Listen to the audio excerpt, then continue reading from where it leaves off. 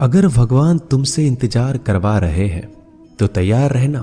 वो उनसे कहीं ज्यादा देने वाले हैं जितना तुमने मांगा है। जिस तरह लोग मुर्दे इंसान को कंधा देना पुण्य समझते हैं, काश इस तरह जिंदा इंसान को सहारा देना पुण्य समझने लगे तो जिंदगी आसान हो जाएगी। मत सोच इतना जिंदगी के बारे में। जिसने जिंदगी दी है उसने भी तो कुछ सोचा होगा। बेवजह ही नहीं होती लोगों से मुलाकात, किसी से सबक मिलता है तो किसी से ज्ञान। श्री कृष्ण कहते हैं, किसी को दुख देकर मुझसे अपने सुख की इच्छा मत करना।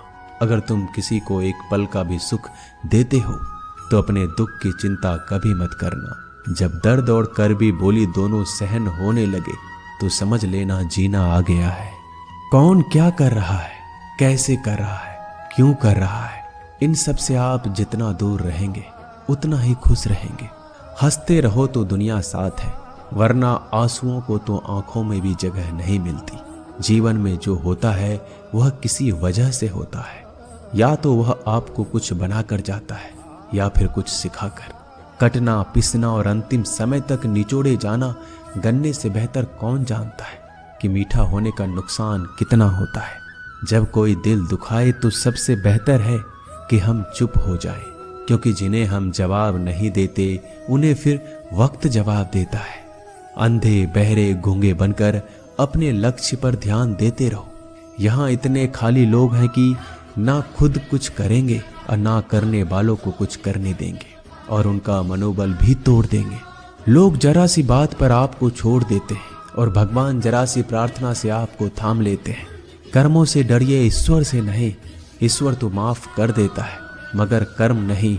यह अटल सत्य है कि जैसे बछड़ा 100 गायों में अपनी माँ को ढूंढ लेता है, उसी प्रकार कर्म अपने कर्ता को आज नहीं तो कल ढूंढ ही लेता है। नीयत साफ और मकसद सही हो तो यकीनन किसी न किसी रूप में ईश्वर भी आपकी मदद करते हैं। जिंदगी में जितना शांत रहोगे अपने आप को उतना ही मजबूत पाओगे, क्योंकि लोहा ठंडा होने पर मजबूत होता है। गरीब रहोगे कोई ध्यान नहीं देता। मेहनत करोगे तो सब हंसेंगे, लेकिन जब कामयाब हो जाओगे तो सब जलेंगे। जिंदगी वो हिसाब है जिसे पीछे जाकर सही नहीं किया जा सकता। इसलिए आज में सुधार करें और पुरानी बातों को अनुभव की तरह इस्तेमाल करें। जिस जिंदगी में उत्साह, लक्ष्य और अनुशासन ना हो उसे जिंदगी जीना नहीं, जिंदगी काटना कहते हैं। कभी कभी आप बिना कुछ गलत किए भी बुरे बन जाते हैं, क्योंकि जैसा लोग चाहते थे आप वैसा नहीं करते। जिस मनुष्य के हृदय में सच्ची मानवता हो उसकी सोच हमेशा यही होगी कि मुझे मिला हुआ दुख किसी को ना मिले और मुझे मिला हुआ सुख सबको मिले। मैंने हंसकर भी देख लिया और रोकर भी देख लिया, किसी को पाकर किसी को खोकर भी देख लिया। ये जान लिया कि जिंदगी वही जी सकता है जिसने अकेले जीना सीख लिया। जिंदगी बहुत कुछ सिखाती है, थोड़ा रुलाती है, थोड़ा हंसाती है। खुद से ज्यादा किसी पे भरोसा मत करना, क्योंकि अंधेरे में तो परछाई भी साथ छोड़ देती है। अगर कोई आपको सच्चा प्यार करता है तो वह आपको समय जरूर देगा, आपकी हर स्थिति में साथ देगा, हमेशा आपके लिए समर्पित रहेगा। क्योंकि सच्चा प्यार एक दूसरे की खुशियां चाहेगा, आंखों में पानी नहीं। लोहे को कोई नष्ट नहीं कर सकता, बस उसका जंग उसे नष्ट कर सकता है। इसी तरह आदमी को कोई और नहीं बल्कि उसकी सोच ही नष्ट कर सकती है। इसलिए सोच अच्छी रखो, फल अच्छा ही होगा। इतना कमजोर मत बनो कि कोई भी आपको तोड़ सके, बल्कि इतना मजबूत बनो कि आपको तोड़ने वाला खुद ही टूट जाए। दर्द आपको मजबूत बनाता है, डर आपको बहादुर बनाता है, अनुभव आपको सिखा देता है। जिस दिन हम समझ जाएंगे कि सामने वाला गलत नहीं, सिर्फ आपकी सोच हमसे अलग है, उस दिन जीवन में सब दुख दूर हो जाएंगे। क्यों रोते हो? मन का ना होने पर जो लिखा है वही होकर रहेगा। एक रास्ता बंद करने से पहले भगवान 10 रास्ते खोल देते हैं। गर्मी के मौसम में पत्ते सूखने के बाद भी पंछी घोंसला नहीं छोड़ते, क्योंकि वो जानते हैं फिर से बरसात आएगी और पेड़ पर नए पत्ते आएंगे। जो हुआ उसे भूलकर नई शुरुआत करो और याद रखो, जिसका कोई नहीं होता उसका भगवान होता है। मतलब से जुड़े रिश्ते मतलब तक साथ देते हैं, लेकिन दिल से जुड़े रिश्ते आखिरी सांस तक निभाते हैं। अच्छा काम करते रहो, चाहे कोई सम्मान करे या ना करे, क्योंकि सूर्योदय तब भी होता है जब करोड़ों लोग सोए रहते हैं। दुनिया में हर एक काम आसान है, केवल अंदर से आवाज आनी चाहिए। हमेशा मेहनत और उस परमात्मा पर विश्वास रखना इस सफलता का सूत्र है। जीवन में सबसे बड़ी गलती वो है जिस गलती से हम कुछ सीख नहीं पाते। जो व्यक्ति अपने मन को काबू में कर सकता है वह जिंदगी में कुछ भी कर सकता है। इंसान की अच्छाइयों पर सब खामोश रहते हैं, लेकिन चर्चा अगर बुराई पर हो तो गूंगे भी बोल पड़ते हैं। श्री कृष्ण कहते हैं, तुम्हारे बीते हुए कल को तो मैं ठीक नहीं कर सकता, क्योंकि तुम वर्तमान में अगर अच्छा कर्म करोगे तो मैं तुम्हारा आने वाला कल जरूर उजागर करूंगा। झूठी बातों पर लोग आपकी वाहवाही करेंगे, वही लोग आपको तबाह करेंगे। बुरे से बुरा क्या ही होगा, हम तो हमेशा ही सोच लेते हैं, मगर अच्छे से अच्छा क्या होगा हम ये कभी नहीं सोचते। जो ईश्वर रात को पेड़ पर बैठे पक्षियों को कभी गिरने नहीं देता, तो सोचो वह तुम्हें अकेला और बेसहारा कैसे छोड़ सकता है। आज के जमाने में कोई अपना नहीं होता, सिर्फ लोग तब तक साथ देते हैं जब तक उनका स्वार्थ होता है। अगर कोई अकेला है तो इसका मतलब ये नहीं कि उसे कोई पसंद नहीं करता, बल्कि वह अकेला इसलिए है क्योंकि उसने दुनिया की औकात जान ली है। एक बार राजा और उसका मंत्री तलवार को साफ कर रहे होते हैं।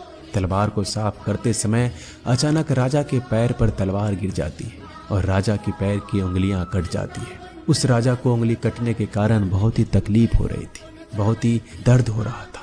लेकिन उसका मंत्री कहता है, शांत रहिए महाराज, जो कुछ भी होता है अच्छे के लिए होता है। राजा को यह बात सुनकर गुस्सा आ जाता है। वह मंत्री से कहता है कि मेरी उंगली टूट गई और तुम कह रहे हो अच्छे के लिए हुआ। वह मंत्री राजा को समझाने की कोशिश करता है, पर वो नहीं मानता और बिना सुने गुस्से के कारण मंत्री को काल कोठरी में बंद करने का आदेश दे देता है। पर मंत्री को इस बात का कोई दुख नहीं था, क्योंकि उसका अभी भी यही कहना था कि जो होता है अच्छे के लिए होता है। वो अपनी खुशी से ही अपने आप को सैनिक के हवाले कर देता है। राजा इस बात को सुनकर चौंक जाता है, सोचता है कि मेरा मंत्री कितना मूर्ख था। उसे लग रहा था कि मैंने उसे अच्छाई के लिए कैद कर दिया। इस घटना के 3 महीने बीत जाते हैं। एक दिन राजा अपने सैनिकों को लेकर शिकार करने के लिए जंगल में जाता है। राजा को एक हिरन दिखता है। हिरन का पीछा करते करते राजा घने जंगलों में चला जाता है। वह हिरन को पकड़ नहीं पाता और जंगलों में खो जाता है। वो बाहर आने के लिए रास्ता ढूंढता है, लेकिन रास्ता उसे नहीं मिलता। तभी कुछ आदिवासी लोग उसे घेर लेते हैं। उन लोगों को पता नहीं था कि वह राजा है। वो लोग अपने देवता को बलि चढ़ाने के लिए एक इंसान को ढूंढ रहे थे। आदिवासी लोग राजा को पकड़कर अपने इलाके में ले जाते हैं। राजा उनको बार बार समझाने की कोशिश करते हैं, लेकिन वो लोग कुछ भी नहीं समझ रहे थे। वो लोग खुशी से नाचते हैं और राजा को नहलाकर बलि चढ़ाने के लिए उनको कपड़ा पहनाते हैं। अब राजा को लगता है कि वो मरने वाला है। जब आदिवासी लोगों का मुखिया राजा को मारने जाता है, तब देखता है कि राजा की पैर की उंगली कट चुकी है। इसको देखकर उसका मुखिया कहता है कि इस इंसान की बलि नहीं दी जा सकती, क्योंकि ये इंसान पूरा नहीं है, एक अंग कटा हुआ है, और उनके भगवान को एक पूरे इंसान की बलि ही दी जा सकती है। अगर ऐसे इंसान की बलि दी जाए जिसका अंग पहले से कटा हुआ है, तो उनके देवता खुश होने की जगह नाराज हो जाएंगे। फिर वो लोग राजा को छोड़ देते हैं। राजा खुशी खुशी अपने महल चला जाता है और सोचता है, अगर मेरी उंगली उस दिन ना कटी होती तो आज मेरी मौत हो जाती। इसका मतलब मंत्री सही कह रहा था, जो कुछ होता है अच्छे के लिए होता है। फिर राजा अपने सैनिकों को आदेश देता है कि जल्दी से जाकर मंत्री को रिहा किया जाए। फिर राजा मंत्री को अपना पद वापस देते हैं और पूछते हैं, मंत्री, उस दिन मेरी उंगली कट गई, मेरे लिए अच्छा हुआ, मैं मान गया, लेकिन तुम जेल में हो, इससे तुम्हारा क्या अच्छा हुआ। मंत्री खुशी खुशी राजा से कहता है, महाराज, आप शिकार के लिए जाते तो आपके साथ मुझे भी आना पड़ता, और अगर मैं आपके साथ जाता तो लोग मुझे मार देते। मंत्री की बात सुनकर राजा को समझ आता है कि जो भी हमारे जीवन में होता है वो अच्छे के लिए होता है। अगर हम अपने जीवन में देखें तो हमारे जीवन में भी कुछ मुश्किलें आती हैं। हम उनका सामना नहीं करते, हम उनको ही दोष देते हैं। ये मुश्किलें हमें आगे बढ़ाने और मजबूत कराने के लिए ही आती हैं। हमें हर मुश्किलों को सकारात्मक तरीके से देखना चाहिए, क्योंकि हर चीज कुछ ना कुछ सिखाकर ही जाती है।